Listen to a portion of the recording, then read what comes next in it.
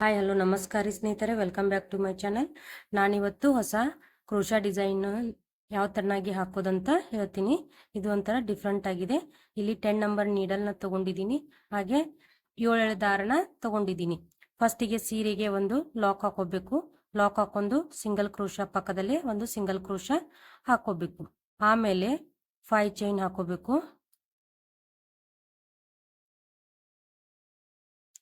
3 4 5 5 chain ಕರೆಕ್ಟಾಗಿ ಎಲ್ಲಿಗೆ ಬರುತ್ತಲ್ಲ ಅಲ್ಲಿಗೆ ನೋಡ್ಕೊಂಡು ಸಿಂಗಲ್ ಕ್ರೋಶಾ ಹಾಕೋಬೇಕು. ಸಿಂಗಲ್ ಕ್ರೋಶಾ ಹಾಕೊಂಡು 3 ಚೈನ್ ಹಾಕೋಬೇಕು. 3 ಚೈನ್ ಹಾಕೊಂಡು ಅದು ಸಹಿತ ಸೇಮ್ ಎಲ್ಲಿಗೆ ಬರುತ್ತಲ್ಲ ಅಲ್ಲಿಗೆ ನೋಡ್ಕೊಂಡು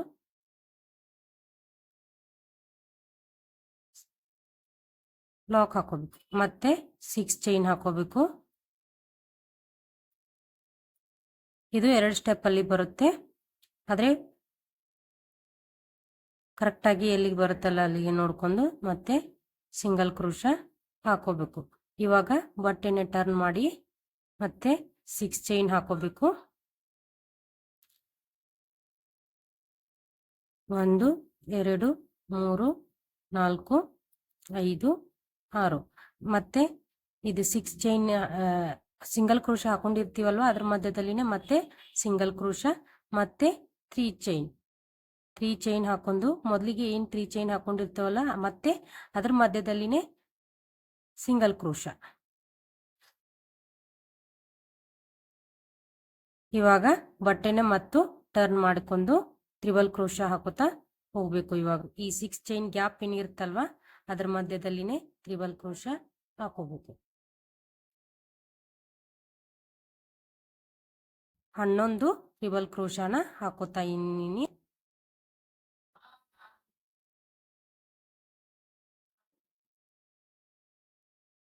ಎರಡನೇದ್ದು,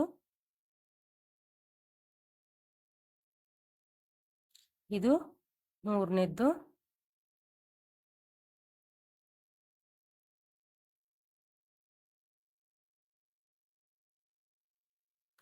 ನಾಲ್ಕು,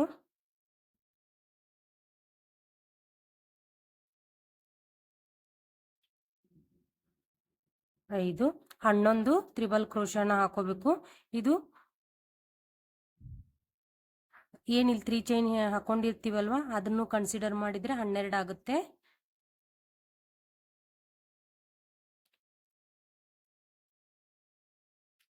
ಏಳು, 8,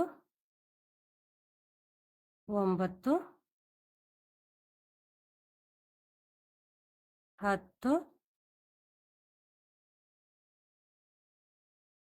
11, 12. ನಾನು ಆ ತ್ರಿಬಲ್ ಕ್ರೋಶಾ 3 ಚೈನ್ ಇರುತ್ತಲ್ವ ಅದನ್ನ ಸಹಿತ ಕನ್ಸಿಡರ್ ಮಾಡಿದ್ದೀನಿ.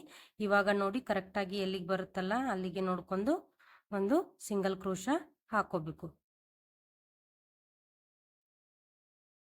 ಸಿಂಗಲ್ ಕ್ರೋಶಾ ಹಾಕೊಂಡ್ಮೇಲೆ ಇವಾಗ ಬಟ್ಟೆನ ಮತ್ತೆ ಟರ್ನ್ ಮಾಡಿ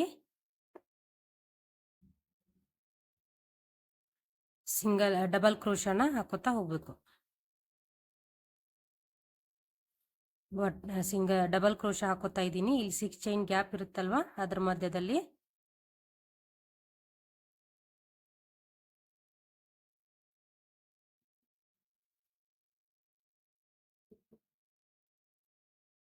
ಒಂದು, 2,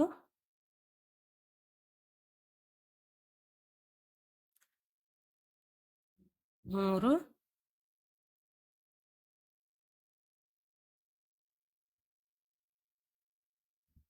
4,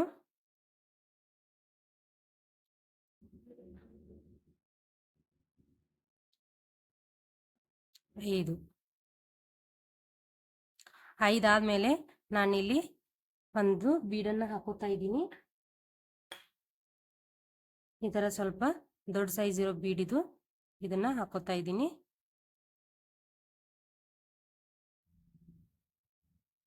ಬೀಡ್ ಹಾಕೊಂಡ್ಮೇಲೆ ಮತ್ತೆ ಡಬಲ್ ಕ್ರೋಶಾ. ಇದು 6ನೇದ್ದು ಬಿಟ್ಟು ಬಿಡೋದು, ಅದನ್ನ 6 ಮತ್ತೆ 5 ಡಬಲ್ ಕ್ರೋಶ ಹಾಕೋತಾ ಇದ್ದೀನಿ. 1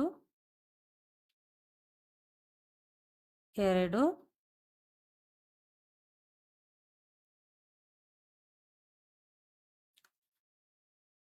3 4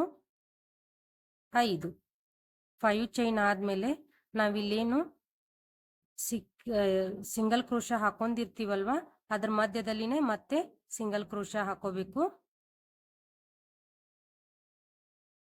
ಸಿಂಗಲ್ ಕ್ರೋಶ ಹಾಕೊಂಡ್ಮೇಲೆ 3 ಚೈನ್ ಗ್ಯಾಪ್ ಇರುತ್ತಲ್ವ ಅದರ ಮಧ್ಯದಲ್ಲಿ ಒಂದು ಸಿಂಗಲ್ ಕ್ರೋಶ ಹಾಕೋತಾ ಇದ್ದೀನಿ ನಾನು. ಬಟ್ಟೆನ ಈ ತರನಾಗಿ ಟರ್ನ್ ಮಾಡ್ಕೋಬೇಕು. ಈ ತರನಾಗಿ ಬಟ್ಟೆನ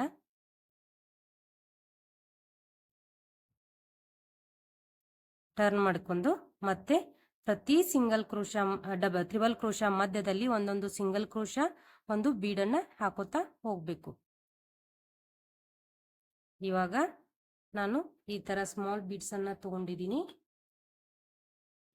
ಈ ತರ ಸ್ಮಾಲ್ ಬೀಡ್ಸ್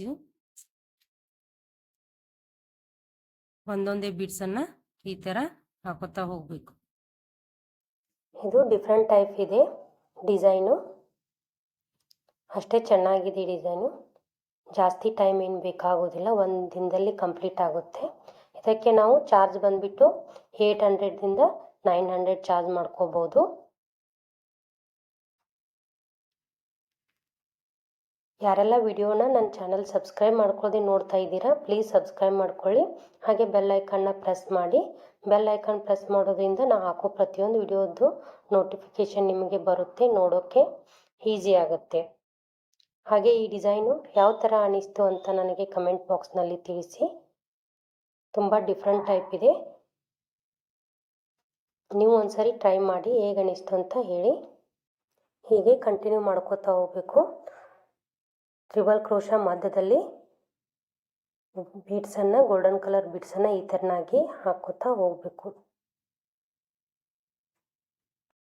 ಇಲ್ಲಿ ನಾವು 10 ಬೀಡ್ಸನ್ನು ಹಾಕೋಬೇಕು.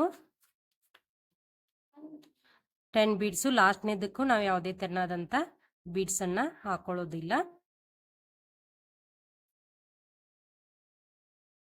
ಆಮೇಲೆ ಇಲ್ಲೇನು ನಾವು ಸಿಂಗಲ್ ಚೈನ್ ಹಾಕೊಂಡಿರ್ತೀವಲ್ವ ಅದ್ರ ಮಧ್ಯದಲ್ಲಿ ಒಂದು ಸಿಂಗಲ್ ಚೈನ್ ಹಾಕೊಂಡು ಮತ್ತೆ 4 ಚೈನ್ ಇದೇ ತೆರನಾಗಿ 5 ಚೈನ್ ಹಾಕೊಂಡು ಮತ್ತೆ ಡಿಸೈನ್ನ ಇದೇ ತೆರನಾಗಿ ಕಂಟಿನ್ಯೂ ಮಾಡ್ಕೋತಾ ಹೋಗಬೇಕು. ನೋಡಿ, ಇದು ಡಬಲ್ ಸ್ಟೆಪ್ಪಲ್ಲಿ ಈ ತೆರನಾಗಿ ಕಾಣಿಸುತ್ತೆ. ನಿಮಗೆ ಬೇಕಾದರೆ ಈ ತೆರನಾಗಿನೂ ಇಟ್ಕೋಬೋದು, ಮತ್ತೆ ಬೇಕಾದರೆ ಈ ತೆರನಾಗಿನೂ ಇಟ್ಕೋಬೋದು. ಡಿಸೈನು ಎಷ್ಟು ಚೆನ್ನಾಗಿದೆ ನೋಡಿ. ಫುಲ್ ಇದೇ ತೆರನಾಗಿ ಕಂಟಿನ್ಯೂ ಮಾಡ್ಕೋತಾ ಹೋಗಿ. ಡಿಸೈನ್ ಹೇಗೆ ಅನಿಸ್ತು ಅಂತ ನನಗೆ ಕಮೆಂಟ್ ಬಾಕ್ಸ್ನಲ್ಲಿ ತಿಳಿಸಿ. ಡಿಸೈನ್ ಆದಮೇಲೆ ಯಾವ ತೆರನಾಗಿ ಕಾಣಿಸುತ್ತೆ ಅಂತ ನಿಮಗೆ ತೋರಿಸ್ತೀನಿ, ನೋಡೋಣ. ಪೂರ್ತಿ ಆದಮೇಲೆ ಈ ಥರನಾಗಿ ಕಾಣಿಸುತ್ತೆ ಡಿಸೈನು. ವಿಡಿಯೋ ಇಷ್ಟ ಆದರೆ ಪ್ಲೀಸ್ ಲೈಕ್ ಮಾಡಿ, ಶೇರ್ ಮಾಡಿ, ಹಾಗೆ ಕಮೆಂಟ್ ಮಾಡೋದನ್ನ ಮಾತ್ರ ಮರಿಬೇಡಿ. Thank you for watching. Bye all.